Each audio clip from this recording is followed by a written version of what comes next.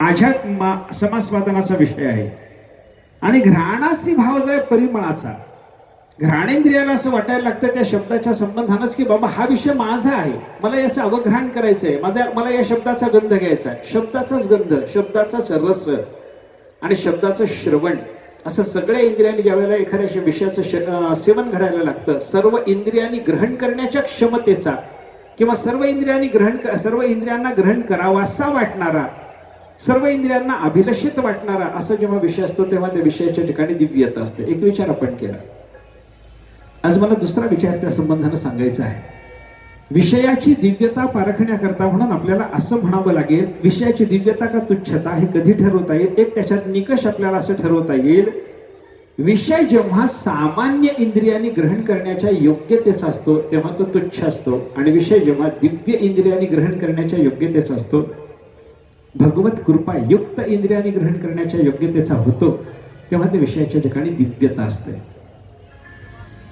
सामान्य जगातलं कोणतंही रूप आपल्या साध्या डोळ्याने आपल्याला ग्रहण करता येतं, पण परमेश्वराच्या रूपाचं आपल्याला डोळ्याने ग्रहण करता येत नाही. ते भगवत कृपा युक्त चर्मदृष्टीला ग्रहण होण्यासारखं असतं.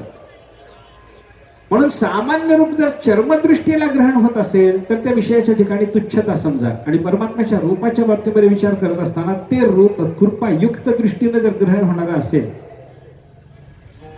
तर त्या रूपाच्या बाबतीमध्ये आपल्याला दिव्यतेचं चिंतन केलं पाहिजे. म्हणून ते चैतन्य महाप्रभूच्या परंपरेमध्ये एक श्लोक येतो पहा, त्यांचं चिंतन आहे. अत श्रीकृष्ण नामादि भवेत अग्राह्यम इंद्रियैहि. भगवान श्रीकृष्ण परमात्म्याचं नाम असेल, भगवान श्रीकृष्ण परमात्म्याचं रूप असेल, भगवान श्रीकृष्ण परमात्म्याचं धाम असेल, हे सगळंच्या सगळं इंद्रियांनी ग्रहण करण्यासारखं नाही. भवेत अग्राह्यम इंद्रियैहि. इंद्रियांनी याचं ग्रहण करता येत नाही. अत श्रीकृष्ण नामादि भवेत अग्राह्यम इंद्रियैहि. मग यांचं इंद्रियांनी ग्रहण होत नाही म्हणजे कधी ग्रहण होतं? भगवंताची कृपा व्हावी. परमात्म्याची कृपा झाल्याच्या नंतर आपल्या इंद्रियांना परमात्म्याचं रूप स्वयं प्रस्फुटित होतं. सेवोन्मुखे ही जिह्वादौ स्वयमेव स्फुरत्यदा.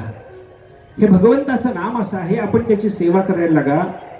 त्या देवाची सेवा करण्याच्या योगाने हे भगवंताचं नाम आपल्या मुखाला स्वयमेव येतं. वाणीने त्या शब्दाचं, भगवंताच्या नामाचं ग्रहण आपल्याला करता येत नाही. आपण फक्त देवाची सेवा करायला लागावं, ते नाम स्वतः होऊन आपल्या जिव्हेत येतं. विषय जगातला कसा असतो, शब्द कसा असतो, शब्दाचं ग्रहण मला वाणीने करावं लागतं, पण भगवंताच्या नामाचा शब्द वाणीने ग्रहण करता येत नाही. मी सेवा करायला लागलो की तो होऊन माझ्या वाणीकडे येतो. जगातलं रूप कोणतंही पाहण्याकरता मला त्या रूपापर्यंत माझी दृष्टी न्यावी लागते, पण परमात्म्याचं रूप जर पाहायचं असलं तर मी जागेवर बसून त्या रूपाचं नुसतं चिंतन करावं. ते रूप माझ्या सेवेच्या योगानं माझ्या दृष्टीला स्वतःच प्रस्फुटित होतं. म्हणजे सेवनमुखाच्या भगवंताच्या सेवेला लागलेल्या मनुष्याच्या सेवायुक्त, भगवत कृपायुक्त इंद्रियांनी ज्या विषयाचं ग्रहण होतं त्या विषयाच्या ठिकाणी तुच्छता नसून दिव्यता आहे, हा विचार आपल्याला करता येईल. आणि मग दिव्य विषयाचं ग्रहण करणं इंद्रियांनी सुरू झालं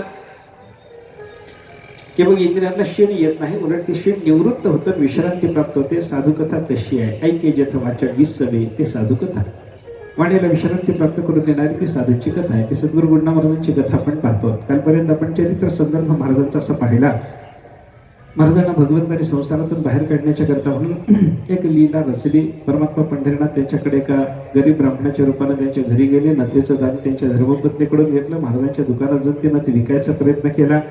महाराजांनी नथ घेऊन घरी आल्याच्या नंतर मग डब्यातही नथ दिसायला लागली, हातातही नथ दिसायला लागली. पाहता पाहता ती डब्यातली नथ अदृश्य झाली. मग काहीतरी हा वेगळा प्रकार आहे असं लक्षात आल्याच्या नंतर द्रव्य घेऊन महाराज त्या ब्राह्मणाला शोधाय करता म्हणून बाजारात सगळे फिरले, पण ब्राह्मण भेटत नाही. असं पाहिल्याच्या नंतर महाराजांनी घरी आल्याच्या नंतर आपलं सगळं ऐश्वर्य त्याच्यावर तुळशीपत्र ठेवून ते दान देऊन टाकलं. आणि हे सगळं दान देणं झाल्याच्या नंतर महाराजांनी ठरवलं आता आपण त्रिस्थळी यात्रेला जाऊ. पती पत्नी म्हणून दोघं जण त्रिस्थळी यात्रेला निघाले. काशी, गया, प्रयाग या 3 ठिकाणच्या यात्रेला त्रिस्थळी यात्रा म्हणतात. पितृऋणातून मुक्त करणारी ही यात्रा आहे. कोणत्याही मनुष्याने आपला पुत्रधर्म त्याचा निर्वाह करण्याच्या दृष्टीनं या 2-3 क्षेत्राची यात्रा अवश्य करावी असं धर्मशास्त्र आहे. जीवतोर वाक्यकरणात प्रत्यब्दम भूरिभोजनात गयायाम पिंडदानाच्य त्रिभिः पुत्रस्य पुत्रता. या 3 गोष्टी मुलगा जेव्हा करतो तेव्हा त्याला पुत्र म्हणता येतं. काय काय करावं लागतं? मायबाप जिवंत असेपर्यंत त्यांची आज्ञा पाळावी लागते. ते मेल्याच्या नंतर दरवर्षी त्यांच्या श्राद्ध तिथीच्या दिवशी विपुल अन्नदान करावं लागतं आणि एकदा गयेला जाऊन त्यांच्या नावानं विष्णुपदावर पिंडदान करून यावं लागतं. संपलं. त्रिभिः पुत्रस्य पुत्रता. या 3 क्रियांच्या योगाने मुलाचा पुत्र धर्म सिद्ध होतो. काशीला जा, गयेला जा, प्रयागला जा, 3 ठिकाणी अक्षयवट आहे. त्या अक्षयवटाच्या ठिकाणी पिंडदान करून या. तुमच्या पितृऋणातून तुम्ही मुक्त होणार आहात. हा विचार असल्यामुळे गुंडा महाराजांनी ठरवलं आपण जाऊन येऊ त्रिस्थळी यात्रेला. गुंडा महाराज आणि त्यांच्या धर्मपत्नी दोघेजण तीर्थयात्रेला निघाले. पायी यात्रा. जुना काळ, जवळ 1 पैसा नाही. सगळं संपत्ती ज्यात लुटवून टाकलेला. अशा अवस्थेमध्ये अंगच्या वस्त्रानिशी ते बाईच्या अंगावर म्हणजे आईसाहेबाच्या अंगावर त्यांच्या अंगावरचं वस्त्र त्या एका स्त्रीने मागून घेतलेलं असल्यामुळे केवळ धोतर होतं. आणि अशा अवस्थेमध्ये पतीने धोतर नेसलेलं, पत्नीनेही धोतर नेसलेलं, अशा अवस्थेत ही यात्रा सुरू झाली. काशीला गेले, गयेला गेले, प्रयागला गेले. महाराज ज्या ज्या ठिकाणी जात होते ना त्यांच्या त्या धर्मशीलतेमुळं, त्यांच्या पुण्य प्रतापाच्या योगाला त्या ठिकाणी महाराजांचं स्वागत होत होतं. सामान्य माणसं स्वागत करायला येत होते असं नाही, तिथल्या देवता स्वागताला येत होत्या. तिथली तीर्थ स्वागत करत होते. गंगेच्या ठिकाणी महाराज स्नानाला जर गेले तर गंगा उत्सव बोलून येत होती. त्रिवेणी संगमामध्ये महाराजांनी गंगेला यमुनेला तिथं नमस्कार करून त्या त्रिवेणी संगमामध्ये स्नान करता म्हणून प्रवेश करायचा ठरवला. आणि महाराज तिथं गंगेमध्ये बसले तर वरून गंगेनं पाणी त्यांच्या कलशानं जसं पाणी घालावं तसं गंगेचा प्रवाह त्यांच्या अंगावरून गेला. तीर्थी कुर्वत्य तीर्थानी स्वंतस्थेन गदाभृता. आपल्या ठिकाणी असलेल्या परमेश्वराच्या योगाने हे महात्मे तीर्थाला सुद्धा तीर्थ करण्यात समर्थ ठरतात.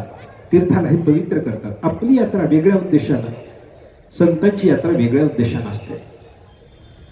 तुम्ही आम्ही तीर्थयात्रेला गेलो तर त्या तीर्थक्षेत्रात जाऊन तिथल्या तीर्थाने स्नान करण्यामध्ये आपण पवित्र होणार आहोत. पण सद्गुरू गुंडा महाराजासारखा, ज्ञानोबा तुकोबारासारखा महात्मा जर तीर्थयात्रेला गेला तर त्याच्या तीर्थयात्रेनं, त्याच्या गंगा स्नानात गंगा पवित्र होते. ज्ञानोबा यात्रेला गेले, नामदेवरा यात्रेला गेले गंगेला पवित्र करायकरता. आपण यात्रेला गेलो आपण पवित्र होण्याकरता. महाराजांची यात्रा चालू होती. काशीमध्ये महाराजांचा मुक्काम होता. रोज विश्वनाथाच्या मंदिरामध्ये महाराजांचं गंगेचं स्नान, विश्वनाथाचं दर्शन, विश्वनाथाचं पूजन नियमानं चाललं होतं. देगलूरच्या मंडळीने गुंडा महाराज घरदार सोडून जात असताना त्यांना देण्याकरता 1-2,000 रुपये जमा केले होते असं मी काल सांगितलं होतं ना. पण त्या महाराजांनी घेतले नाहीत. मग या मंडळींनी काय केलं, महाराज काशीला चालले तर काशीला यांच्या नावानं हुंडी पाठवली. जुन्या काळात ती हुंडी पाठवत होते लोक. महाराजांच्या नावानं हुंडी तिथे जेव्हा आली तेव्हा महाराजांचा जो उपाध्याय होता, पुरोहित होता, त्या पुरोहितानं महाराजांना सांगितलं महाराज हुंडी आली. कशाची हुंडी? देगलूरहून आली. काय आले? 2,000 रुपये आलेत. महाराजांनी लक्षात घेतलं लोकांनी मला द्यायकरता जमा केलेले रुपये पैसे इथं पाठवलेले दिसतात. महाराजांनी सांगितलं माझा त्या पैशाशी काही संबंध नाही, दान देऊन टाका. त्या दिवशी अतिथींचं भोजन झालं, ब्राह्मणाचं भोजन झालं. आलेल्या सगळ्या याचक मंडळीला महाराजांनी ते 2,000 रुपये वाटून टाकले. काही नाही परत. निष्किंचन महात्मे दोघांचं.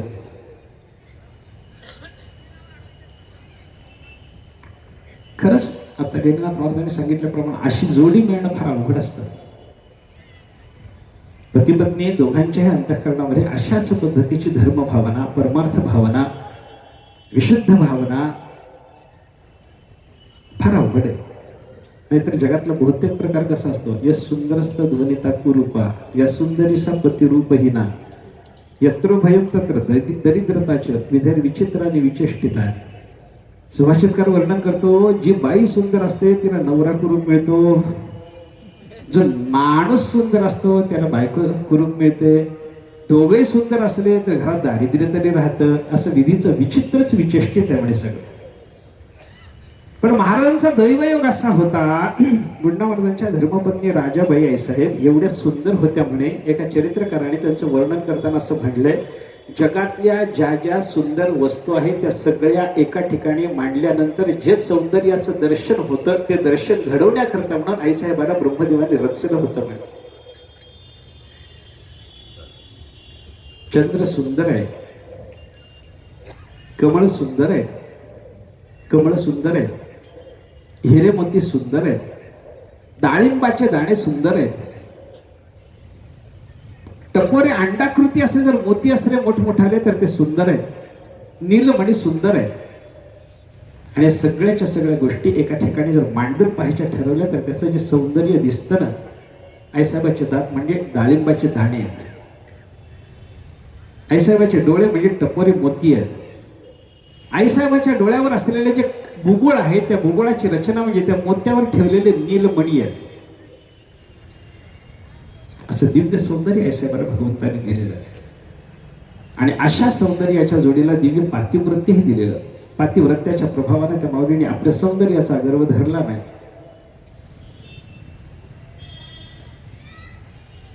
कुठं जाणार आईसाहेबाला जर कोणी विचारलं तर आईसाहेब सांगत असत म्हणे, नियते यत्र मे भरता.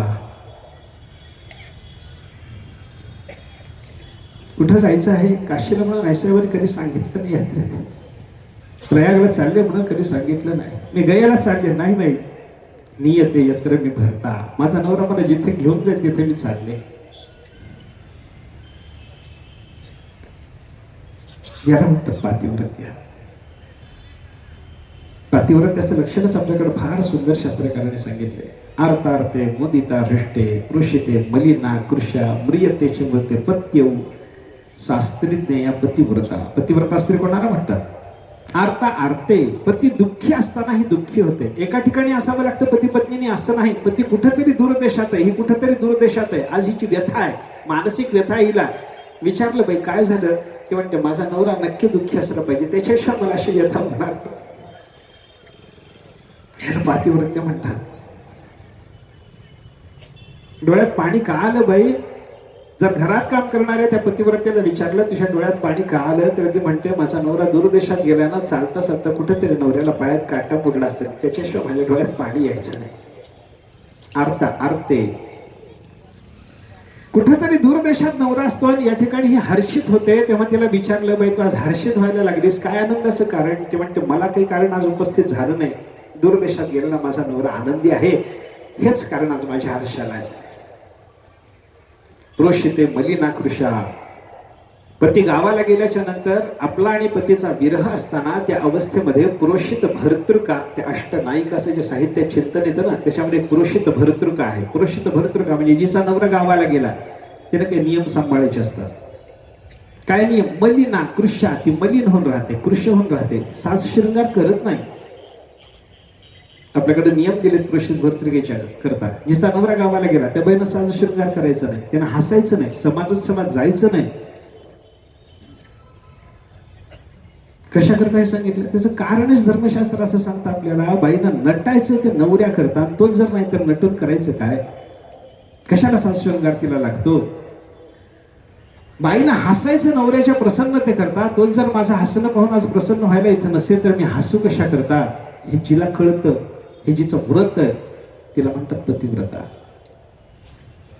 आणि म्रियतेचे मृते पत्य. पती कुठंतरी आहे आणि त्याला मरण प्राप्त झालं असताना या ठिकाणी कारण नसताना जिचा देह पडतो तिला म्हणतात पतिव्रता. या सगळ्या लक्षणाच्या पतिव्रता आपल्याकडे पाहायला सापडतात. अर्था अर्थे उदाहरण आहे, मोदिता हृष्टे उदाहरण आहे, पुरोषिते मलिना कृषा उदाहरण आहेत, आणि म्रियतेचे मृत्य पत्यो याला सुद्धा आपल्याकडे उदाहरण आहे. पण एवढ्या सगळ्या लक्षणांनी मंडित असलेली जी महासाध्वी स्त्री असते तिचं नाव आहे पतिव्रता. सद्गुरू गुंडा महाराजांच्या धर्मपत्नी आईसाहेब राजाबाई अशा पतिव्रता आहेत. कुठं जाणार बाई? नियते यत्र मी भरता. जिथे माझा पती मला घेऊन चालला तिथे मी चालले. काशीला आली. काशीला आल्याच्या नंतर विश्वनाथाने स्वागत केलं, गंगेनं स्वागत केलं. महाराज त्या ठिकाणी राहिले. पहिल्यांदा प्रयागला गेली होती ही मंडळी. प्रयागला गंगा यमुना सरस्वती तिघींनी मूर्त रूपात येऊन महाराजांना शिधा दिला. अन्नग्रहण झालं. अन्नग्रहण होत असताना महाराजांनी ज्या बायकांनी आपल्याला शिधा आणून दिलेल्या त्या बायकांनी सांगितलं तुम्ही सुवासिनी दिसता, आमच्याबरोबर जेवायला बसा म्हणे. तिने सांगितलं नाही म्हणे महाराज, आपलं जेवण झाल्याच्या नंतर आपला प्रसाद आम्ही घेऊ. कोण असावे त्या बायका? आपला परिचय नसताना आपल्याला गुंडा महाराज म्हणून आपल्याजवळ या शिधानं समर्पण करणाऱ्या बायका कोण असाव्यात? महाराज विचार करत बसले होते आणि स्वयंपाक करून महाराजांना जेवायला वाढता आईसाहेब म्हणत होत्या, गंगेचे यमुनेचे गोदावरी सरस्वती नर्मदे सिंधू कावेरी. ही गंगा आहे, ही यमुना आहे, ही सरस्वती आहे. हे कोणाला कळालं? पतिव्रतेला कळालं. भोजन झालं. गंगा यमुना सरस्वतीने प्रत्यक्ष दर्शन दिलं. त्यांनी महाराजांची सेवा केली. तिथं महाराज काशीत आले. काशीत गंगेनं स्वागत केलं. काशीत विश्वनाथाने प्रत्यक्ष गुणावर्धांना दर्शन दिलं. महाराजांचा विश्वनाथाच्या क्षेत्रामध्ये मुक्काम झाला. अनेक दिवस अन्नसंतर्पण होत राहिले महाराजांच्या नावानं. एका दिवशी महाराज आणि राजाबाई असे गंगेच्या दशाश्वमेध घाटावर स्नान करून महाराज असे बसले होते. संध्या चालली होती. सोबत असलेल्या देवाची पूजा महाराज करत बसले होते. ऐसे बाजूला कपडे धुवून कपडे पिळून आणून बाजूला बसल्या होत्या. त्यांचाही नामजप चालला होता. रामकृष्ण हरी म्हणत बसलेले आहे साहेब. एवढ्यामध्ये त्या ठिकाणी एक ब्राह्मण आला. महाराजांचं ध्यान चाललं होतं. डोळे मिटून महाराज बसले होते. ऐसा नाम जपात होत्या. तो ब्राह्मण आला. महारोग्याचं रूप होतं. काठी टेकत टेकत आलेला तो ब्राह्मण त्यानं काठी टाकून दिली. महाराजांच्या जवळ बसला. बसल्याबरोबर तो ऐसाहेबाला बोलायला लागला. बाई कुठून आलात? माहिती नाही म्हणे. कुठं जाणार आहात? माहिती नाही म्हणे. हे कोणाला विचारायचं मग?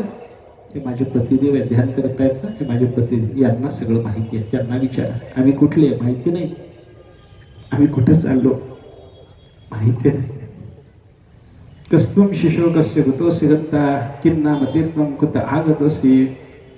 कुठून आलास बळ? हस्तामलकाचार्यांना जगाने विचारलं कुठून आलास? सांगत नाहीत हस्तामलकाचार्य.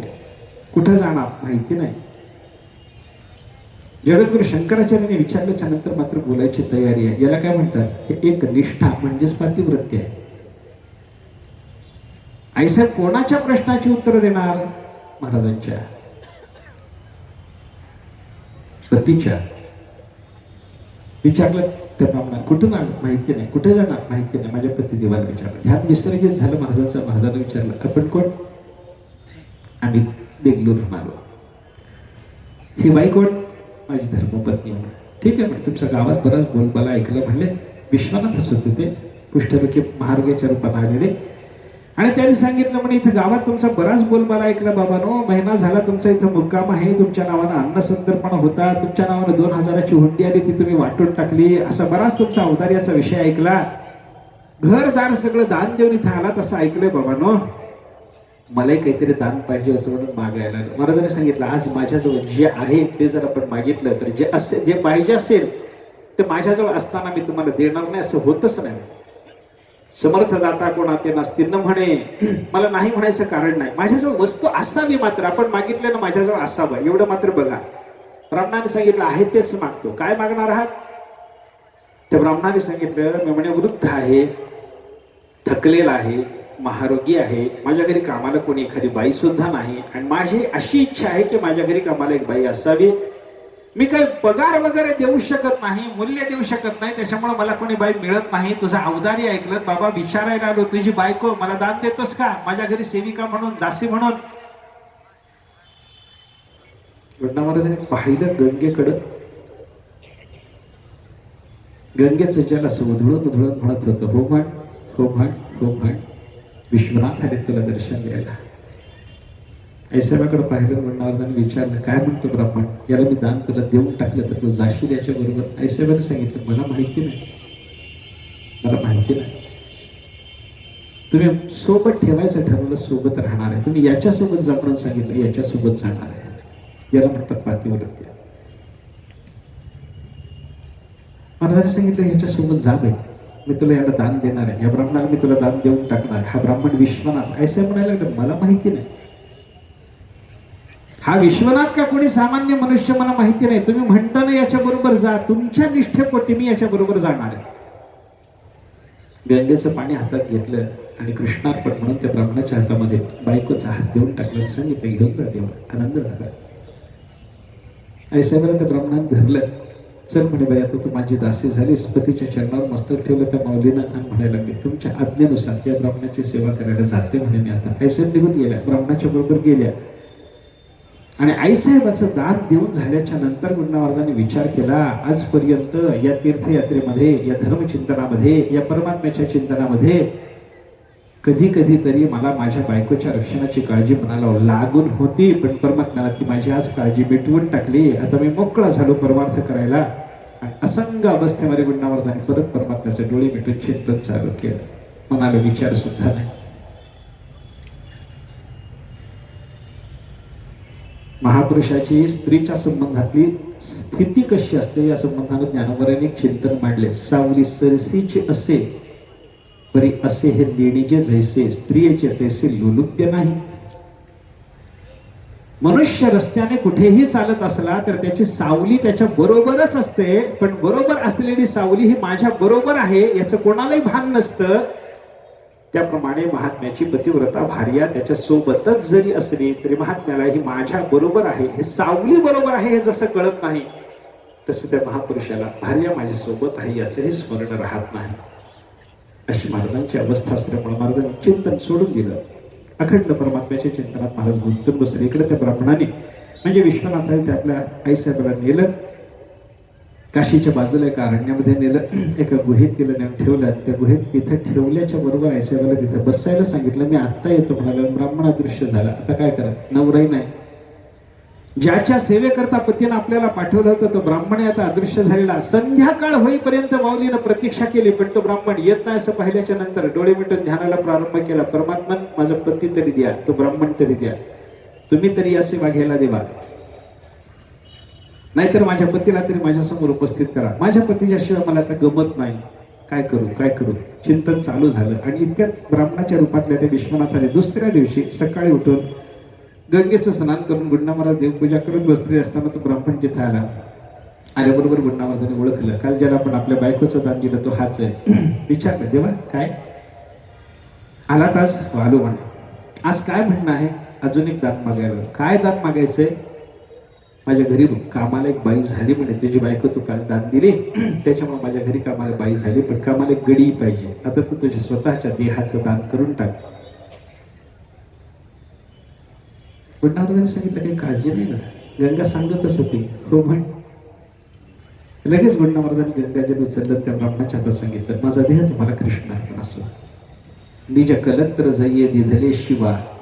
आपण रोज सकाळी पारायण करताना ते महाराजांचा अष्टक म्हणतात. त्याच्यामध्ये एक श्लोक आहे, निज कलत्र जये दिधले शिवा. कलत्र म्हणजे भार्या, शिवाला देऊन टाकली. स्वतनु अर्पी तशीच उमाधवा. उमाधव म्हणजे पार्वतीपती असलेले भगवान शंकर, त्यांना स्वतःच देह देऊन टाकला. आणि मग त्या ब्राह्मणाने गुंडा महाराजांना आपल्या सोबत घेतलं आणि ज्या गुहेमध्ये राजाबाईला आणून बसवलेलं होतं त्या गुहेमध्ये ते गुंडा महाराजांना आणलं आणि सांगितलं, बघ म्हणे तुझ्या बायकोची काय अधिकाराची स्थिती आहे, कशी डोळे मिटून ध्यानाला बसली, एखादा योगीराज बसलेला असावा. हे साहेबाच्याकडे गुंडा महाराजांनी पाहिलं. कृपा माझ्यावर भगवंताची भरपूर आहे म्हणे, माझी बायको सुद्धा एवढं व्यवस्थित रीतीने परमात्म्याचे चिंतन करू शकते. आनंद वाटला. विश्वनाथाने सांगितलं, हलव म्हणे तिला, उठव. गुंडा महाराजांनी सांगितलं, आता तिला मी हलवून उठवू शकत नाही, त्याचे स्वामी आता तुम्ही आता उठवा. गुंडा महाराजांनी त्यांनी सांगितलं, जसा तिचा मालक मी आहे तसा तुझाही मालक आता मीच आहे, माझी तुला आज्ञा आहे, तिला उठव. विश्वनाथ सुद्धा केवढी मर्यादा पाळून बघा. आईसाहेबाला नेऊन त्या गुहेमध्ये ठेवल्याच्या नंतर आईसाहेबापर्यंत गुंडा महाराजाला आणेपर्यंत, गुंडा महाराजांच्याकडून आईसाहेबाला सावध करेपर्यंत विश्वनाथांनी परत आईसाहेबाच्या देहाला स्पर्श केला नाही. ही मर्यादा आहे. जो सर्वांचा अंतर्यामी असा विश्वनाथ आहे, पण त्याने ही मर्यादा पाळली. आईसाहेबाला उठवायला सांगितल्याबरोबर गुंडा महाराज जवळ गेले, हलवलं. हलवल्याबरोबर उठल्याबरोबर गुंडा महाराजांना पाहिल्याबरोबर चरणावर मस्तक ठेवलं. ब्राह्मण कुठे तो? माहिती नाही. तुला इथं कोणी आणलं? माहिती नाही. इथं तू कशी आलीस?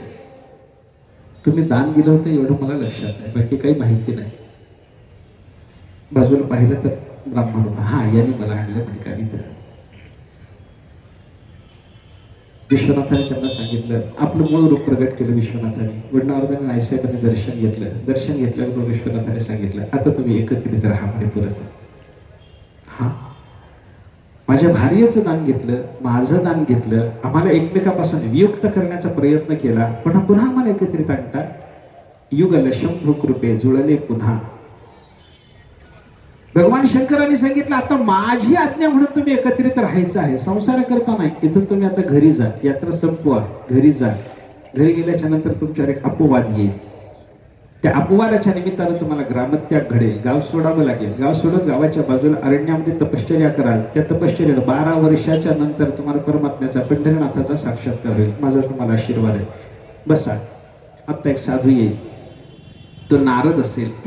त्या नारदाच्या कंठात वीणा असेल, चिपळे असतील, त्याचं दर्शन घ्या, त्यांचा उपदेश ऐका, त्यांच्या उपदेशाप्रमाणे वागा. एवढं म्हणून विश्वनाथ अंतर्धान झाले, गुप्त झाले आणि गुंडा महाराज राजाभाई परत परमात्म्याचे चिंतन करत करत नारदाच्या दर्शनाची प्रतीक्षा करायला लागले. एवढ्यात नारायण नारायण एका वृद्ध रूपामध्ये गळ्यात वीणा चिपड्या घेऊन वाजवत वाजवत नारदाची स्वारी आली. नारदाने दर्शन दिलं, सांगितलं तू माझाच अंश आहेस, त्याच्यामुळे तुला परमात्म्याचे चिंतन करून जगत कल्याणाकरता सामर्थ्य जाग करायचं. इथून घरी जा, घरी जा. विश्वनाथाने सांगितलं घरी जा, नारदाने सांगितलं घरी जा. महाराजांनी यात्रा संपवली. गुंडावरदाच्या चरित्रामध्ये नारदाचं दोनदा दर्शन झाल्याचं वर्णन आहे. पहिलं दर्शन झालं रामेश्वर मंड्याला, ते काल चरित्रपट पाहिलं. काशीच्या बाजूच्या गुहेमध्ये दर्शन झालं, ते आज चरित्र येत आहे. आणि गुंडा महात्म्यानुसार जर संदर्भ आपण पाहायला लागलो तर रामेश्वर मंड्याला दर्शन दिलं त्याही वेळेला नारदांनी वीणा दिली, आणि काशीच्या बाजूच्या अरण्यामध्ये आल्याच्या नंतर दर्शन देतानाही गुंडावरदांना नारदांनी वीणा दिली. महाराजांनी दर्शन घेतलं, काशीला आले, यात्रा सगळी संपवली. काशीहून परत यायचं ठरलं. महाराज राजाबाई दोघंही प्रवास करत करत करत परतीचा प्रवास करून काशीहून पंढरपूरला देगलूरला आले. देगलूरला आल्याच्या नंतर घर दान दिलेलं, राहायचं कुठं? एका ब्राह्मणाने सांगितलं तुम्ही माझ्या घरात राहा. त्याच्या घरामध्ये राहायला लागले. महाराजांना ऐसा तिथं राहत असताना काही नाही, आता फक्त परमार्थाच्या शिवाय दुसरा विषय राहिला नव्हता. रोज भोजन करावं, आलेल्या माणसाला सदुपदेश करावा, कोणी आयाचीत आणून दिलं तर तेवढं शिजवून त्याच्यावर अन्नदान करावं, आपणही जेवण करावं. जर दुसऱ्या दिवशी करता काही शिल्लक ठेवायचं नाही, हा नियम महाराजांचा होता. अशा अवस्थेमध्ये कालक्रमणात चालू असताना महाराजांनी ठरवलं की म्हणे आता मी इथं राहत नाही. म्हणे त्या ब्राह्मणाला सांगितलं मी तुझ्या घरी राहत नाही, माझ्या गुरु महाराजाची समाधी आहे तिथे मी जाऊन राहतो. म्हणे चिडावणे महाराजांचं जिथं दहन झालं होतं स्मशानामध्ये, तिथं समाधी होती महाराजांची. महाराजांच्या समाधीच्या बाजूला गुंडा महाराज राहायला लागले. एक झोपडी निर्माण केली स्मशानातच. तिथं महाराज नाईसाहेब राहायला लागले आणि गुरु महाराजांच्या समाधीची सेवा करायला लागले. अशामध्ये लोक बरेच यायला लागले. महाराजांचा गवगवा झाला, नावलौकिक झाला. वारे हाती माप चालले सज्जनाची कीर्तिमुख त्यांचे नारायण असा नियम असल्यामुळे सगळ्यांना प्रसिद्धी महाराजांची झाल्यामुळे महाराजांच्या दर्शनाकरता लोक यायला लागले. पण काही दुष्टांना ते सहन होत नव्हतं. विश्वनाथाने सांगितलं होतं अपवाद येणार आहे. एक चमत्कार असा झाला गावामध्ये. आजपर्यंत गावात जे एक घर नव्हतं असं घर दिसायला लागलं. आजपर्यंत त्या घरामध्ये नसलेली बाई एक दिसायला लागली. ती बाई विधवा दिसायला लागली आणि ती गरोदर दिसायला लागली. आणि ती गर्भिणी स्त्री पाहिल्याच्या नंतर गावातल्या लोकांनी तिची चौकशी सुरू केली. तू विधवा म्हणवतेस आणि गर्भिणी, अनाचार झाला, दुराचार झाला, व्यभिचार घडला तुझ्याकडून. हा व्यभिचार करणारा कोण पुरुष गावातला सांग ना. असा व्यभिचारी आमच्या गावात नको. आम्हाला त्याला शासन केलं पाहिजे, काहीतरी दंड दिला पाहिजे. त्या निमित्तानं आम्हाला त्याचं नाव सांग. असं राजाधिकारी अधिकारी लोकांचं, धर्माधिकारी राजाधिकारी लोकांचं त्याला बोलणं चालू असताना त्या माऊलीने सांगितलं म्हणे काय सांगू म्हणे, घडलं ते घडलं. ते असं बोलत असताना एका दिवशी त्याला ते राजाधिकारी सगळेच्या सगळे जे सेवक होते राजपुरुष दंड करणारे, त्या दंड करणाऱ्या लोकांनी त्याला हातापायात बेड्या ठोकलेल्या आणि असे कुठं कचेरीकडे घेऊन चाललेले असताना त्या माऊलीने गुंडा महाराजांच्या मठाच्या जवळून जाता जाता सांगितलं म्हणे मला महाराजांचं दर्शन घेऊन येतात. केवळ दर्शन घेऊन आपण पुढे जाऊ.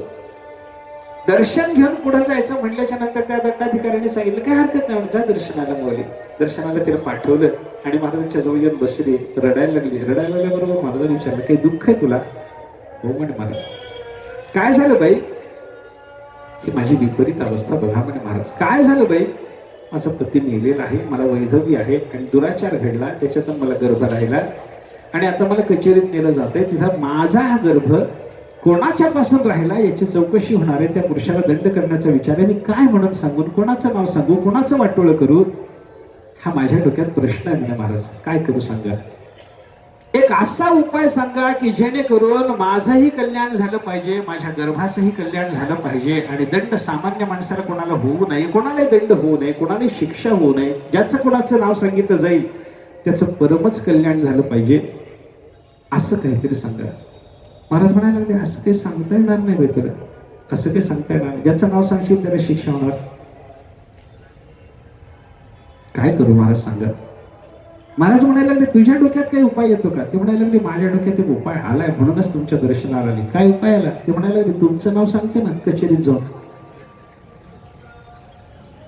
कोणाचा हा व्यभिचार कोणी जर विचारलं कचेरीमध्ये तर मी तुमचं नाव सांगते, त्याच्यानं काय होईल महाराज? तुमची जरी विटंबना झाली, तुमचं परमकल्याण झालेलं आहे, मोक्ष तुम्हाला मिळालेलं आहे, तुमचं काय वाटोळं व्हायचंय? जगाने जरी विटंबना केलेली असली तरी ती लौकिकातली विटंबना झाली, परमकल्याणाच्या दृष्टीनं तुमचं काही नुकसान होणार नाही. आणि तुमचं नाव तोंडात येण्यानं, तुमच्या नावाला धरून माझं नाव उच्चारलं जाण्यानं माझंही कल्याण होईल, माझ्या गर्भाचे कल्याण होईल. कृपा करा, तुमचं नाव सांगू मी? महाराजांनी सांगितलं, आमची साधूची जात अशी असते, तुका म्हणे सुख परावी या सुखे.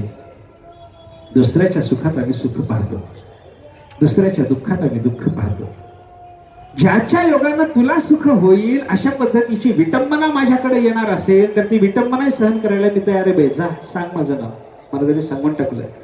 आणि त्या बाईनं कचेरीत गेल्याच्या नंतर विचारलं त्याला लोकांनी, दंडाधिकारी लोकांनी तिथे बसल्या बाई सांग म्हणे तुझ्या व्यभिचार करणाऱ्या पुरुषाचं नाव सांग. त्याला सांगितलं गुंडा महाराज. कसला काय म्हणले? भजन करतो मी, तिथं त्याच्या भजनाला जात होते, त्याची दुष्ट दृष्टी माझ्यावर पडली, परिणाम असा झाला.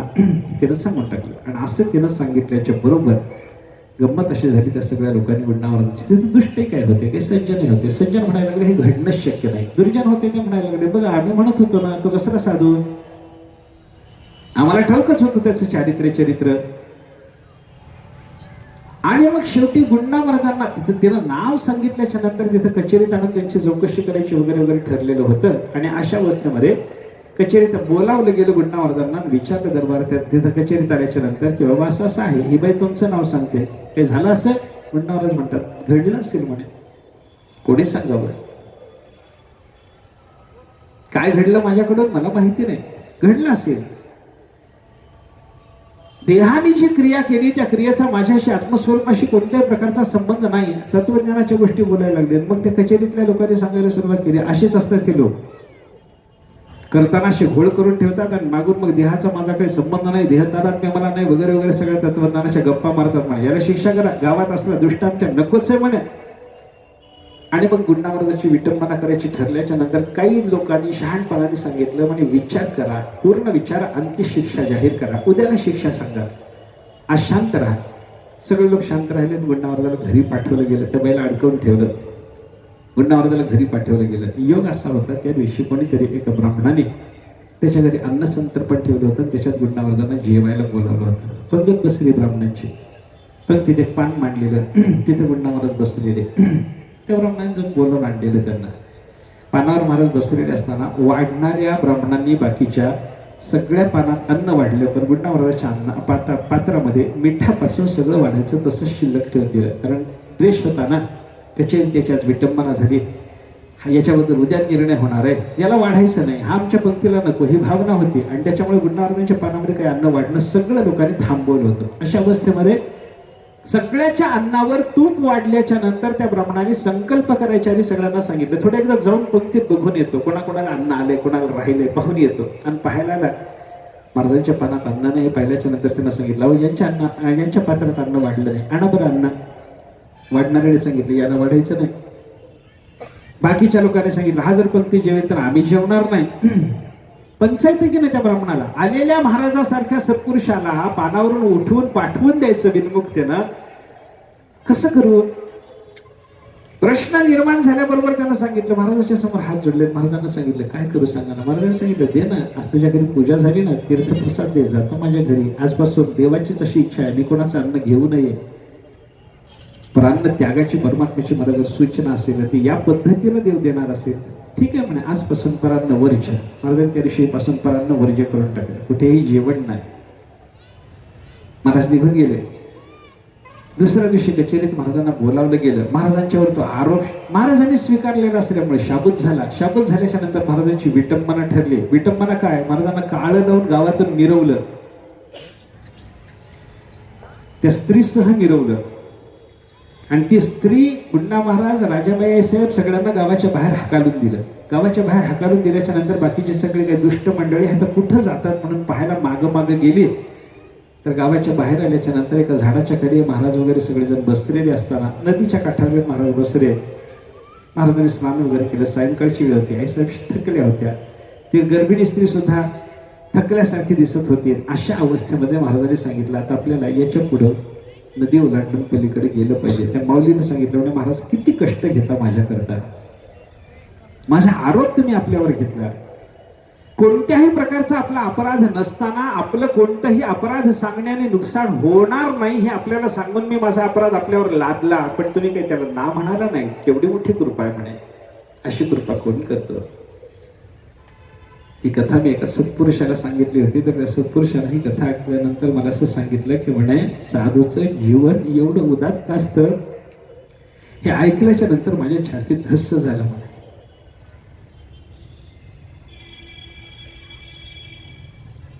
साहेबांनी महाराजांनी आणि सांगितलं महाराजांनी की आता पण आता इथून पुढे जाऊ म्हणे, नदीतून पलीकडे जाऊ. नदी भरून वाहत होती आणि ती भरून वाहत असलेली नदी पाहिल्याच्या नंतर आईसाहेबाला महाराजांनी सांगितलं आपल्याला गेलं पाहिजे. आईसाहेब म्हणायला लागले हिला कसं न्यायचं, ही गरोदर आहे ना. महाराजांनी आईसाहेबाकडे बघून हसून सांगितलं ही गरोदर स्त्री विधवा वगैरे वगैरे काही नाही म्हणे, ही योगमाया आहे आणि आपल्याला संसारातून बाहेर काढायला इथे आलेली आहे. अगं नसलेलं घर गावात दिसलं, नसलेली बाई गावात दिसली, नसलेली बाई विधवा दिसली, नसलेली बाई आजपर्यंत कोणालाही तिचं दर्शन नाही, तिच्या पोटात गर्भ दिसला. त्या नसलेल्या बाईनं आपल्यावर आळ घेतला आणि लोकांनी कोणत्याही प्रकारचा विचार न करता तिनं सांगितलेला आळ, तो आपल्या संबंधानं सांगितलेला आळ, त्याचा विचार करून आपल्याला शिक्षा जाहीर केली. यालाच म्हणतात अघटित घटना पटीयसी माया. अकल्पित सगळं तिनं घडवलेलं आहे, योगमाया आहे. तिचं दर्शन घेऊ आपण. म्हणून गुंडा महाराजांनी आईसाहेबांनी त्याचं मायेचं दर्शन घेतलं आणि ती योगमाया अंतर्धान झाली. आणि ती अंतर्धान झाल्याच्या नंतर महाराज तिथून घरातून बाहेर पडले. बाहेर पडल्यानंतर नदीतून पलीकडे गेले. नदीतून पलीकडे जाताना लोकांनी पाहिलं ही योगमाया अंतर्धान होते आणि हे पती पत्नी नदीतून चालत चालत पहिले तीराला गेले. मग लोकांना कळालं, त्या दुष्टांना दुर्जनांना, की हे मोठे साधू आहेत, सत्पुरुष आहेत, आपण त्यांचा अपराध केला, आता काय करा. गावात आले, गावातल्या सगळ्या मंडळीला सज्जनाला वगैरे त्यांनी सांगितलं असं असं घडलं, आम्ही पाहिलं. ते म्हणाले सज्जन म्हणायला लागले आम्हाला माहीतच होतं, त्या महात्म्याची काय योग्यता आहे आम्ही जाणत होतो, म्हणून त्याचा अपराध करू नका म्हणून आम्ही तुम्हाला सांगत होतो, पण तुम्ही अपराध केला, आम्ही काय करायचं आता. आता बघा म्हणे भोगा, गावाला सगळं त्याची संकट भोगावी लागतील असं बोलायला लागले सज्जन. महाराज निघाले.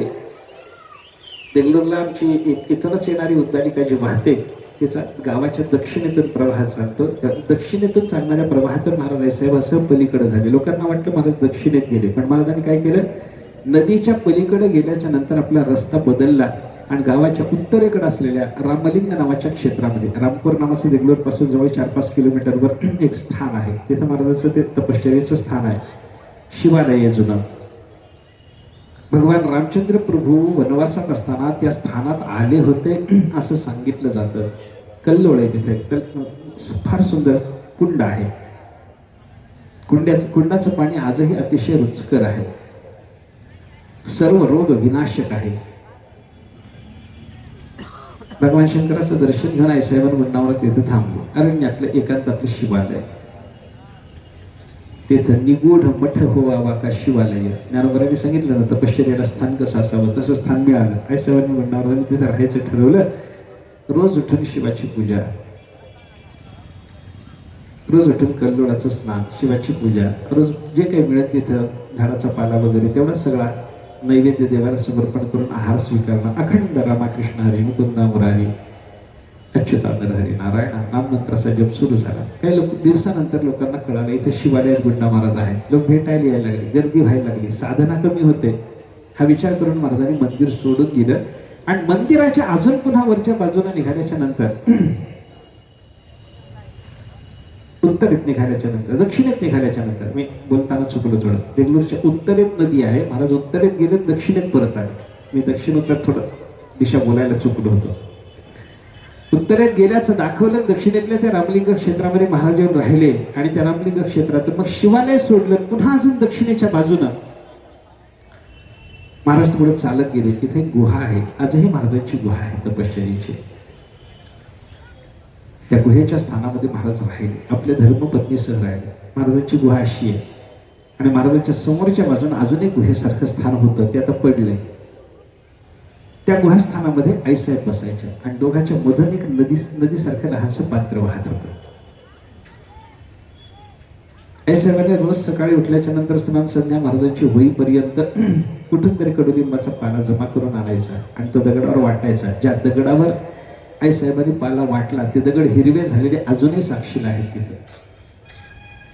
तो पाला वाटायचा, पाल्याचा गोळा तयार करायचा, तो गेलेला गोळा महाराजांची पूजा होईपर्यंत समोर आणून ठेवायचा. महाराजांनी तोच नैवेद्य समर्पण करायचा. दोघांनी पती पत्नीने तो कडुलिंबाचा पालाचा गोळा वाटलेला तेवढाच आहार सेवन करायचा.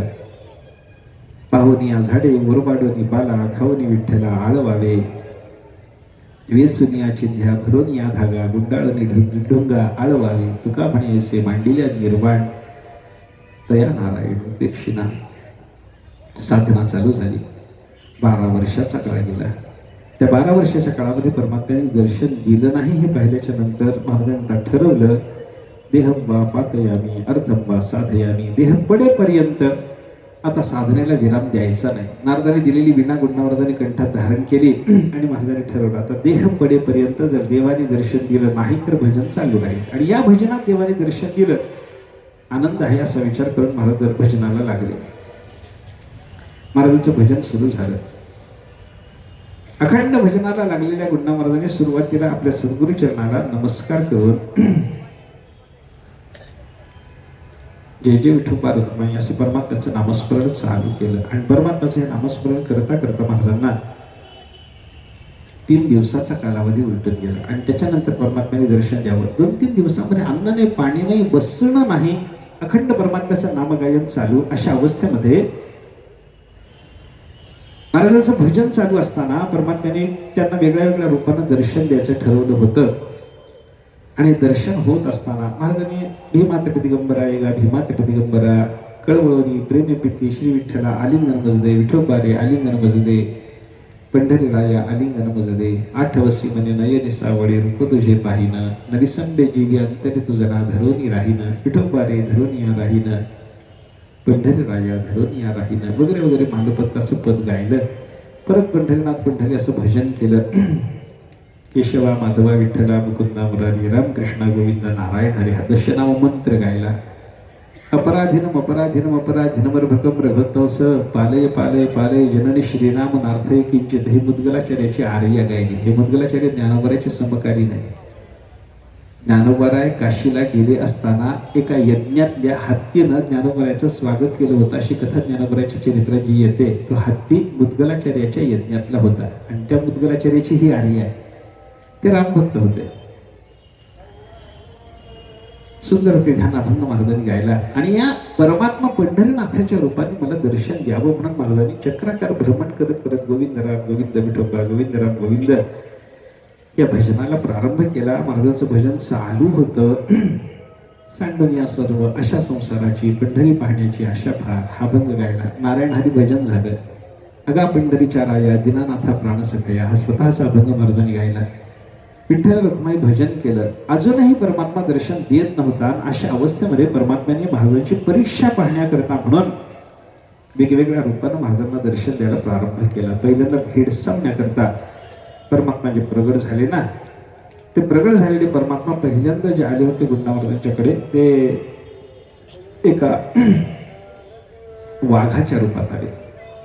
व्याघ्र रूपात तर परमात्मा आल्याच्या नंतर देवा तर मी भीत नाही असं तुकाराम महाराजांच्या अभंगातून, काय तुझे भय कोण रूप आहे, तुझं भय कोण धरतो देवा, अशा रूपानं आम्हाला भेटलास तर. म्हणून महाराजांनी देवाला आळवलं, ते रूप सोडलं. सर्प रूपात परमात्मा आले. सर्प रूपात आलेल्या परमात्म्याचे फुतकार चालू असताना राजाबाई साहेबांनी देवाला सांगितलं, देवा माझ्या पती देवाचा ग्रास करण्यापेक्षा माझा ग्रास करा. सर्प रूपातला परमात्मा निघून गेला. आणि देवाने विचार केला, याला व्याघ्र सर्प रूपात दर्शन देऊन हा भीत नाही ना, मग याला मोह निर्माण करा. बघा याच्याकडे मोहक रूपानं जाऊन म्हणते का सुंदर रमणीच्या रूपानं परमात्मा प्रगट झाले. महाराजांनी ते सांगितलं, रिद्धी सिद्धी तुम्हा मुख्य भांडवल आम्हास तिथे फुल भक्ती पुढे भय नाही. अंतःकरणामध्ये कोणत्याही प्रकारचा लोभ निर्माण होणं शक्य नाही अशी महाराजांची अवस्था. कारण काय, वित्तेषणा दारेषणा यांचा त्याग झाल्याच्या शिवाय परमात्मा साक्षात्कार होत नसतो, हा नियम आहे. पुढे महाराजांना दर्शन देण्याकरता एका भयानक चोराच्या रूपानं परमात्मा तिथं प्रगट झाले. आणि परमात्म्याने तिथं त्यांच्याजवळ जे काही भांडीपात्र वगैरे होते, ते काही पाणी वगैरे तापवायकरता बळकं फिरकं ते सगळंच उचलून न्यायला सुरुवात केली. ते उचलून नेलं. आणि थोड्या वेळाने तो चोर आला म्हणायला लागले, बाई तुझं तू ठेवून घे म्हणे, मी हे घेऊन जात होतो, माझे डोळे अंधळे होत होते आणि इकडे यायचं ठरलं, पुन्हा दिसायला लागलं, तुझं तू ठेवून घे बाई. मग महाराजांच्या लक्षात आलं की हा परमात्मा आहे. पण या रूपात देवाने दर्शन द्यावं ही कामना नसल्यामुळे तुकाराम महाराजांच्या वेगळ्या वेगळ्या अभंगातून परमात्म्याचं गायन करताना महाराजांनी पांडुरंगाला सांगायला सुरुवात केली, देवा तुम्ही सोयरा सुखाचा विसावा भक्ताचा विठोबाने ज्याचा मायबापाशी तुमची अवस्था असताना आमच्यासारख्या दीनजनावर कृपा करण्याकरता आम्हाला अभिप्रेत असलेल्या रूपाने यायचं सोडून या वेगळ्या वेगळ्या रूपाने काय यायला लागला असं महाराज बोलत असताना शेवटी मग परमात्म्याचं चिंतन करता करता महाराजांनी तुझं विण मज कोडोबा सोयरा आणि दुसरा पांडुरंगा वगैरे अभंग गायला. जय जय विठ्ठल विठ्ठल हे भजन सुरू झालं. 10-12 दिवसाचं महाराजांचं भजन झालं होतं. परमात्मा अजून प्रगट होत नाही आणि दर्शन देत नाही हे पाहिल्याच्या नंतर परमात्म्याचा मातृभाव आणि आई म्हणली की ती पोराच्या करता कळवळते हे लक्षात घेऊन मी लेकरू कसं आहे आणि तू माता कशी आहेस हे सांगणारा नामदेवाचा अभंग तुझ्या नामदेवाचा अभंग महाराजांनी गायला सुरुवात केली. तू माझी माऊली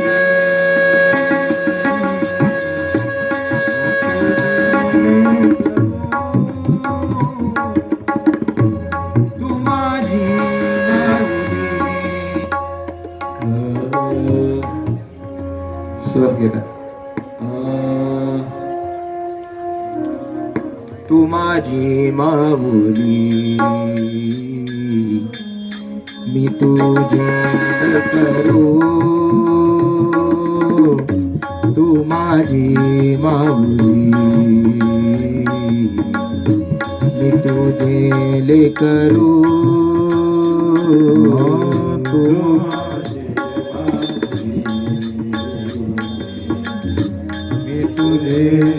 करू. तू माझे माऊली माऊली मी तुझे करू. तू माझी माऊली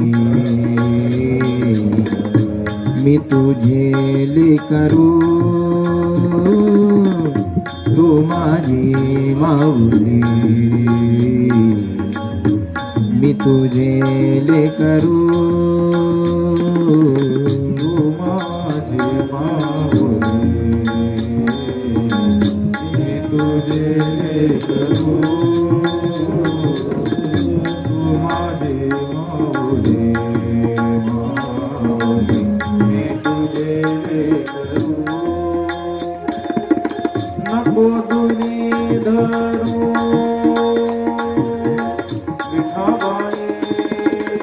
नको दूरी धरू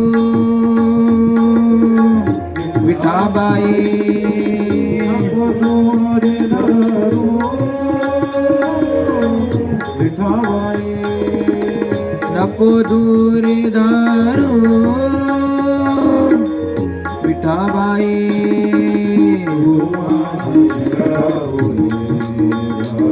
मी तुझे वासरू.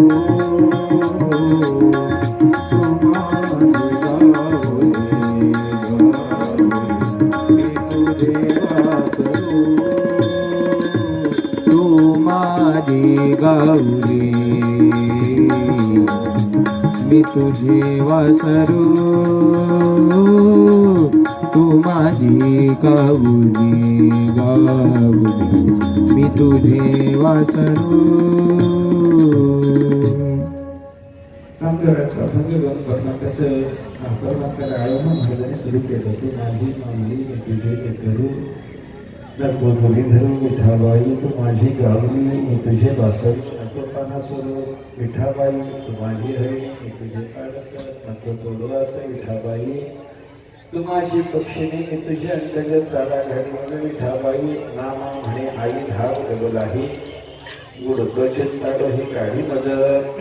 या अभंगाने आपला पुत्रभाव आणि परमात्म्याचा मातृभाव व्यक्त करत करत महाराजांनी देवा तुम्ही मुलगा आहे, मी लेकरू आहे, आपण माय आहात, मी वासरू आहे, आपण गाय आहात, मी पाडस आहे, आपण हरिणी आहात, मी अंडज आहे, आपण पक्षिणी आहात, तेव्हा माझ्या रक्षणाकरता तुम्हाला धरून आलं पाहिजे ना, मला दर्शन द्यायला यानं देवा.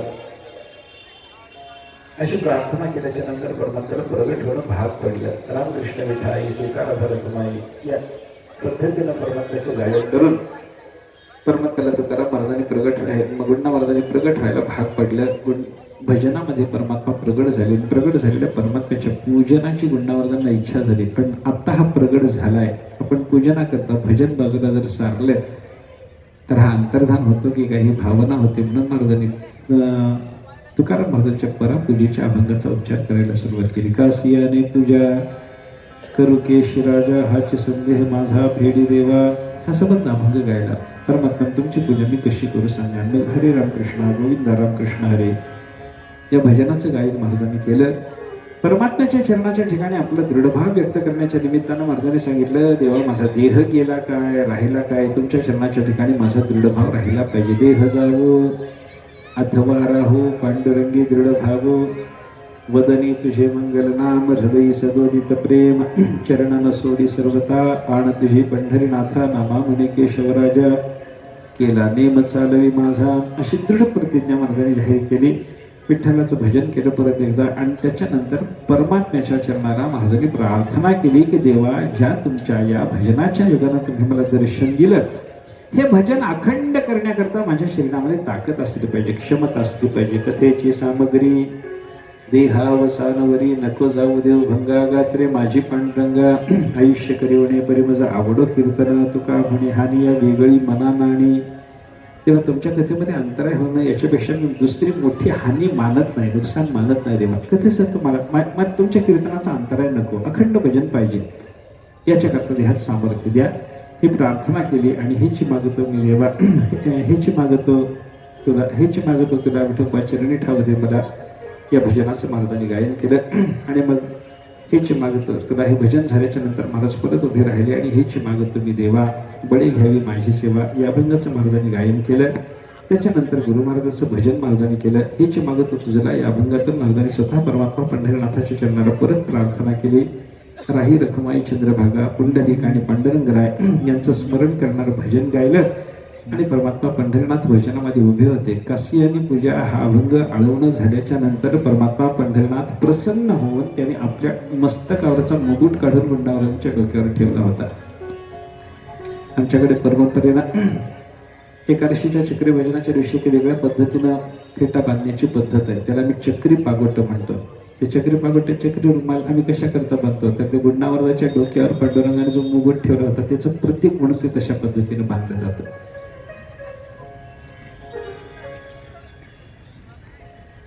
भजन झालं, महाराजांनी परमात्म्याची आरती केली. खाली बसून माझा भार तुझवरी हा अभंग गायला. देवाच्या चरणावर सगळा माझा भार आहे असं सांगून बसल्याच्या नंतर मग परमात्मा, राजाबाई साहेब आणि गुंडा महाराज हे बोलत बसलेले असताना गुंडा महाराजाला देवाने सांगितलं, म्हणे गुंडा रे, म्हणे 12 वर्ष झाली बाबा, या 14 दिवसात तरी हे चक्री भजन 14 दिवसाचं झालं. या 14 दिवसात तरी एक अन्नाचा कण नाही, एक पाण्याचा थेंब नाही बाबा. उपवास घडलाय. आज पारणं करायचं आहे. या पारण्याच्या निमित्तानं आपण भोजन करू म्हणे. आणि रुक्मिणी आईसाहेबाला बोलावून आणून परमात्म्याने सांगितलं, स्वयंपाक करा. तुका म्हणे पाक लक्ष्मीच्या हाते, कामारी सांगा ते निरुपम. आईसाहेबांनी स्वयंपाक तयार केला.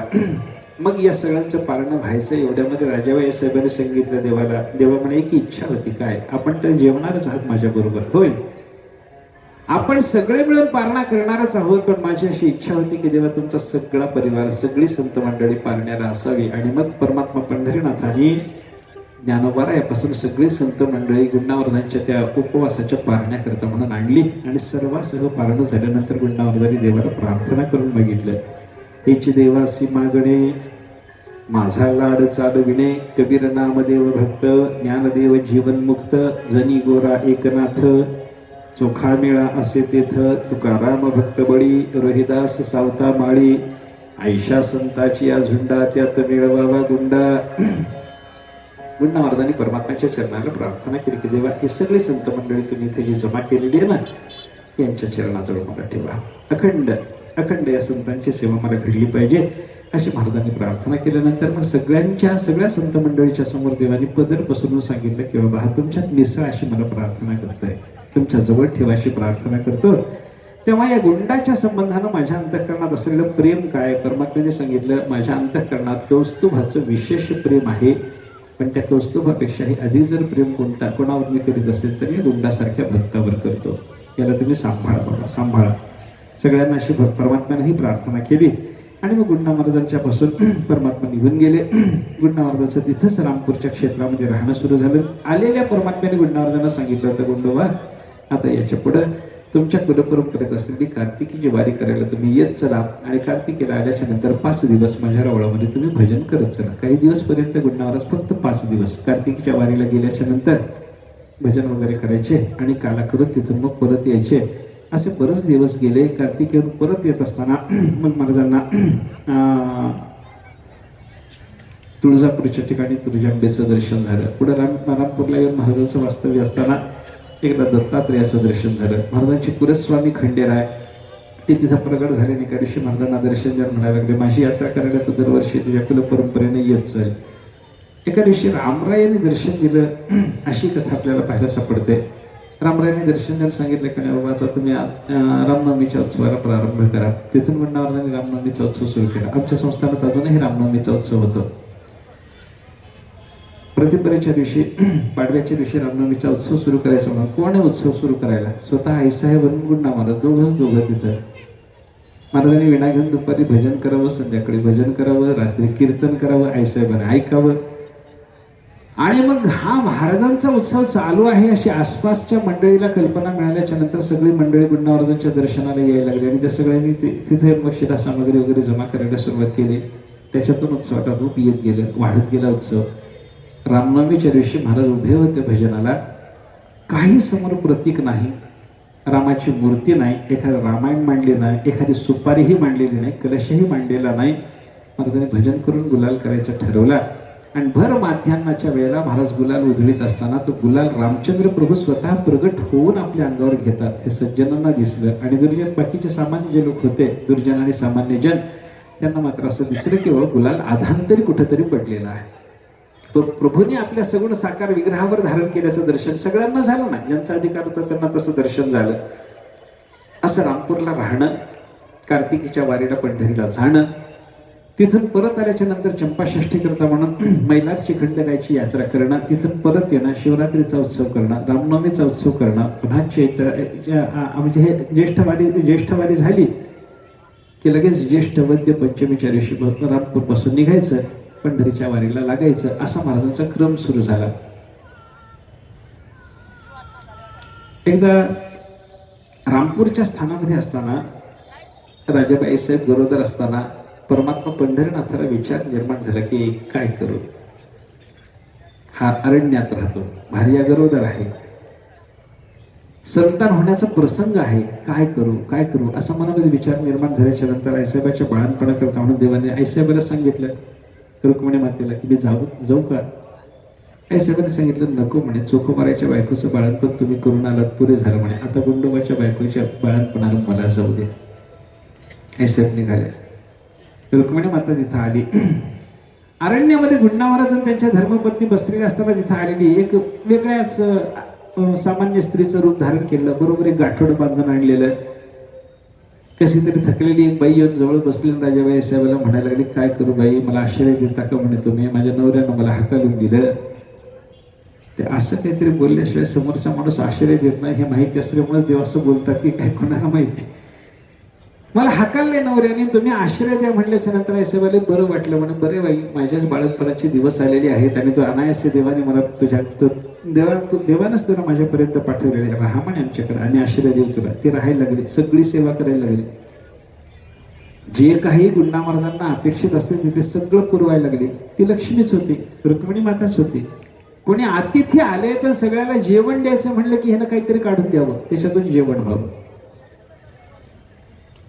प्रत्येक वेळेला हे काहीतरी आणि काढून देताना हिच्याजवळ काहीच नसायचं. तिच्याजवळ एक फडेर पेटी होती, त्या फडेर पेटीतून ते सगळं काढून देत राहायचे. एका दिवशी ते बाळणपणाचे प्रसंग, सगळे बाळणपणाचे दिवस आले, बाळणपण झालं, त्या लेकराला न्हाऊ घालणं, त्या लेकराच्या करता सगळं करणं, हे सगळं ते रुक्मिणी माता करत असताना गुंडा महाराजांना एका दिवशी वाटलं की म्हणे आपण हिला मागू तेही देत राहते, द्रव्य मागितलं द्रव्य देते, धान्य मागितलं धान्य देते, लेकराच्या करता जे जे पाहिजे बाळणपणासाठी देते, सगळं हिच्याजवळ सिद्ध आहे आणि सगळं काढते कशातून तर एका फणेर पेटीतून. ती स्नानाला गेली असताना हिच्या फणेरपेटीत आहे तरी काय म्हणून एकदा पाहायचं गुंडावरदाने ठरवलं. ती गेलेली असताना तिची फणेरपेटी उघडून पाहिली तर पांडुरंगाच्या मूर्तीशिवाय दुसरं काही नव्हतंच. पतिव्रत आहे ना हे साहेब. एक पांडुरंगाची मूर्ती, बाकी काही नाही. आणि त्याच्यातून काढायचं काय, वाटेल ते.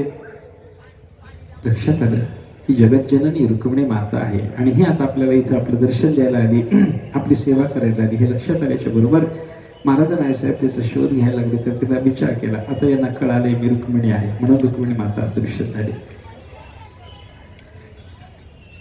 अनेक प्रसंग त्या बाळाला घेऊन पण आषाढीच्या वारीला महाराज निघाले. आईसाहेब निघाले, महाराज निघाले म्हटल्यानंतर आईसाहेब ते लेकरू घेऊन निघाले. आषाढीची वारी चालू झाली, पायी वारी, लेकरू कडेवर, कोणी सेवेला नाही सोबत. अशा अवस्थेमध्ये ती वारी चालू असताना पंढरपूर जवळ आलं. आषाढी एकादशी जवळ आली. दशमीच्या दिवशी रात्रीच्या वेळेला पंढरपूरच्या जवळ एका ओढ्यावर थकले म्हणून नवरा बायको थांबले आणि पडल्या आईसाहेबाला झोप लागली. लेकरू बाजूला होतं. गुंडावरदाला थोडी झोप लागली आणि उठून पाहता तर दशमीची रात्र आहे. आज आपल्याला जाऊन पोहोचायचंय पंढरपूरमध्ये. आणि मी काय म्हणले, माझ्या बायकोचा मोह धरून इथं पडून राहिलो. म्हणून महाराज तडक उठले आणि विणा घेऊन निघून गेले पुढे. थोड्या वेळाने आईसाहेब उठल्या, पाहिलं नवरा नाही जवळ. ते पाहिलं बरोबर बेभान झाल्या. वारी असल्यामुळे माझे पतीदेव पुढे गेलेले असणार. धावत निघाल्या, लेकरू तिथंच सोडलं. आईसाहेब धावत निघाल्या. वाळवंटा तिकडे शोधायला लागल्या, काही पत्ता लागेना. तेव्हा मग रुक्मिणी मातेनं विचार केला की या बाळाचं संगोपन केलं पाहिजे. म्हणून त्या बाळाच्या जवळ येऊन तिनं स्तनपान केलं. तिला थोडा वेळ सांभाळलं. त्याच्यानंतर ते बाळ ज्ञान पांडुरंगाजवळ ठेवलं. ते बाळ पांडुरंगाजवळ ठेवणं झाल्याच्या नंतर मग रुक्मिणी मातेनं परत एका वेगळ्या स्त्रीच्या रूपामध्ये येऊन वाळवंटात फिरत असलेल्या आईसाहेबाला गाठलं आणि सांगितलं, बाई कोणाला शोधायला लागलीस तू? तिनं सांगितलं, काय सांगू बाई, माझं नशीब फुटकं. माझा पती फार मोठा अधिकारी आहे, पांडुरंगाचा साक्षात्कारी आहे आणि त्या पतिदेवाने माझा त्याग केला. मी त्यांना शोधायला लागले. मग तिनं सांगितलं, कोण तुझा पती? त्यांचं नाव काय? गुंडा महाराज असं त्यांना म्हणतात. तिनं सांगितलं, मी आत्ता महाद्वारातून आली. ती बाई बोलायला लागली, रुक्मिणी माताच होती. ती म्हणायला लागली, मी आत्ता महाद्वारातून आले. तिथे कोणीतरी एका गुंडा नावाच्या साधूचं भजन चालू होतं. लोक म्हणत होते फार मोठे अधिकारी येथे, जाऊन बघ बाई, तुझा नवरा तर नसेल. मग त्यांना कळालं माझे पतिदेव महाद्वारात भजन करतात. धावत आईसाहेब निघाल्या. पतिदेवांना पाहिलं, आनंद झाला, भजनात तल्लीन झाल्या. भजन संपलं. भजन संपल्याच्या नंतर देवाच्या दर्शनाला जायला निघाल्या. तेव्हा ती बाई पुन्हा येऊन बाजूला उभी राहिली आणि म्हणायला लागली, बाई नवरा भेटला म्हणा. आनंद झाला. बाई तुझ्या पोटी काही संतान आहे की नाही? मग स्मरण आलं, आपण लेकराला विसरून आलो. रडायला लागले आईसाहेब रडायला लागल्याबरोबर त्या माऊलीनं सांगितलं, पांडुरंगाच्या दर्शनाला जा, तुझं लेकरू तिथं असण्याची शक्यता आहे म्हणे. पांडुरंगाच्या दर्शनाला तर देवाने ते लेकरू पदरात टाकलं. लेकरू 5 वर्षपर्यंत महाराजांच्या सोबत होतं आणि 5 वर्षाच्या नंतर त्या 5 वर्षाच्या पोरानं मला ब्रह्मगिरीच्या स्थानामध्ये तपश्चर्याला जायचं आहे असं सांगितलं आणि घरादाराचा त्याग केला. त्याच्यानंतर दुसरं एक संतान गुंडावर्धन झालं. तेही संतान असंच निघून गेलं. 2 संतानं झाली, पण गुंडावर्धनची कोणती संत ती टिकली नाही, घरात राहिली नाही, ते तपस्येला निघून गेले. दुसऱ्या संतानाच्या वेळेसचा प्रसंग असा होता, आषाढीची वारी, महाराज गेलेले पंढरपूरला आणि पंढरपूरलाच आईसाहेबाची प्रसूती झाली. आणि प्रसूती झाल्याच्या नंतर महाराज भजन करून घरी आले तर आईसाहेब प्रसूत झालेल्या. गुंडावर्धाने विचार केला आणि सांगितलं सगळ्या लोकांना आपल्या परिवारातल्या की म्हणे, पांडुरंगाची आजपासून मी चातुर्मास्यात पंढरीला राहावं अशी इच्छा दिसते. आजपासून चातुर्मास्य सुरू झाला.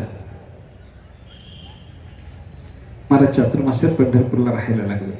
अशा पद्धतीनं पंढरपुरात चातुर्मास्य करावा. आषाढी ते कार्तिकी पंढरी, त्याच्यानंतर आळंदीला जाऊन ज्ञानोबराचं दर्शन घेणं, त्याच्यानंतर परत येणं, परत आल्याच्या नंतर चंपाषष्ठीची खंडेराची वारी करणं, परत करायचं ते रामपूरलाच यायचं, मग परत जायचं, परत रामनवमीचा शिवरात्रीचा उत्सव करायचा, शिवरात्रीचा उत्सव करून रामनवमीचा उत्सव करायचा, रामनवमीचा उत्सव झाला की 2-3 महिने परत धर्मप्रचार करता म्हणून इकडे तिकडे फिरायचं. आणि करता करता पुन्हा आषाढी आली की रामकृष्ण रामाकृष्ण हरी मुकुंदा मुरारी करत करत पंढरपूरला जायचं. असा महाराजांचा क्रम सुरू झाला. आणि अशा क्रमामध्ये महाराजांना अनेक शिष्य प्राप्त झाले, अनेक सज्जन मित्र प्राप्त झाले, अनेक महापुरुष राजे त्यांच्या आश्रयाला यायला लागले. त्यांच्या संबंधातल्या चरित्राचं चिंतन आपल्याला करायचं आहे. महाराजांना शिष्य परिवार कसा जुळला, महाराजांना राजे लोक कसे येऊन भेटले, महाराजांचा मित्र परिवार कसा मोठा होता, त्यांच्या संबंधातली थोडीशी चरित्र आणि महाराजांच्या निर्वाणापर्यंतचं चरित्र पाहून उद्याला आपल्याला हा चरित्र संदर्भ पुरा करायचा आहे. आज आपण या ठिकाणी थांबू. पुढचे कार्यक्रम आहेत ते जाहीर होतील. संतांचं नामस्मरण करून आपण आता इथे थांबायचं आहे. श्री ज्ञानदेव श्री तुकाराम